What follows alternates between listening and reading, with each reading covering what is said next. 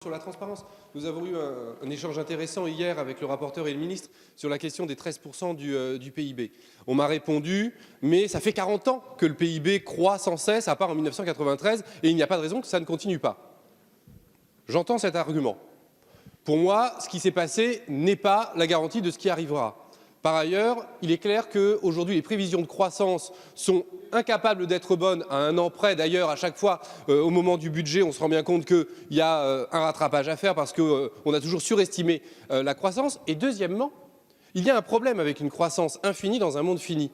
Aujourd'hui, il y a une tribune très intéressante qui a été publiée par 1000 scientifiques, océanographes, biologistes, climatologues, sociologues, astrophysiciens, agronomes, etc. Ils disent quelque chose de très intéressant. Je cite, « Notre gouvernement se rend complice de cette situation en négligeant le principe de précaution et en ne reconnaissant pas qu'une croissance infinie sur une planète aux ressources finies est tout simplement une impasse.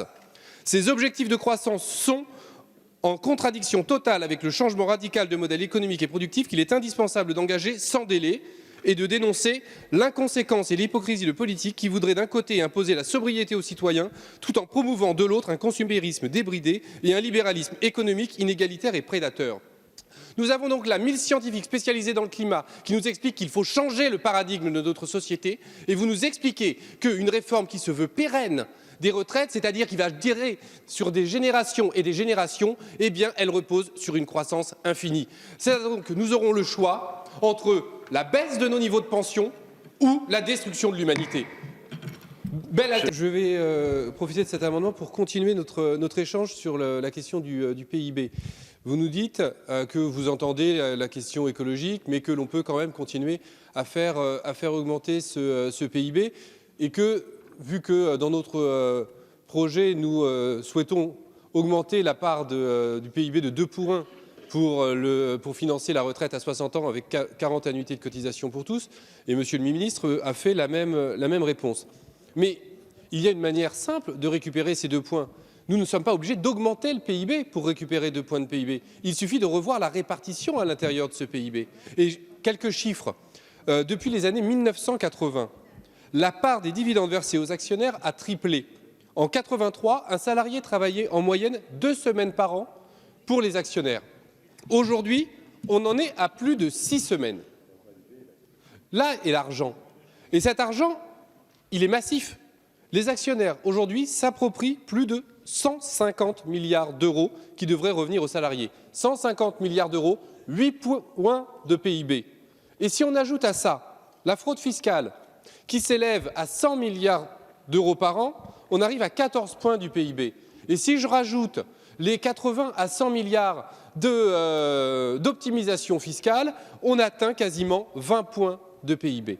Donc 20 points de PIB, il suffit de récupérer 10% de cette somme et nous finançons la retraite à 60 ans avec 40 annuités de cotisation pour toutes et tous. Voilà la manière de faire. Il suffit de modifier la répartition des richesses, mais c'est vrai que c'est compliqué pour vous.